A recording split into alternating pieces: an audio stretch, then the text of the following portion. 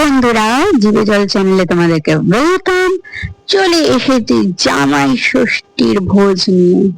প্রথমেই দেখো মা কি করেছে জামাইয়ের জন্য আর নাতির জন্য। করেছে গরম গরম ফুলকো লুচি, সাথে ছোলার ডাল। ছেলে বলছে দারুণ হয়েছে।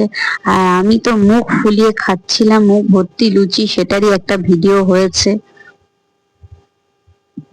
আবার বর হাত নাড়িয়ে দিল, লুচিটাকে ছিঁড়ছে, ডালে চুবিয়ে গরম গরম লুচি, ছোলার ডাল, এই যেন অমৃত খাবার। সাথে কিন্তু আম ছিল, আর ছিল মিষ্টি। এই দেখো আম আর সন্দেশ, সাথে আরো ছিল লিচু ছিল, কাঁঠাল ছিল। সবকিছুর ভিডিও তোলা হয়নি কারণ বর একসাথে খায়নি, একটু একটু বাদে বাদে খেয়েছে। এইবার হচ্ছে মেন আইটেম, দুপুরের লাঞ্চের ভিডিও। ছিল সাদা ঝরঝরে ভাত, শাক ভাজা, উচ্ছে ভাজা, ঢেঁড়স ভাজা, বেগুন ভাজা, পটল ভাজা, আর ওটা হচ্ছে কি মাছের ডিমের বড়া ভাজা, সাথে কাসুন্দি।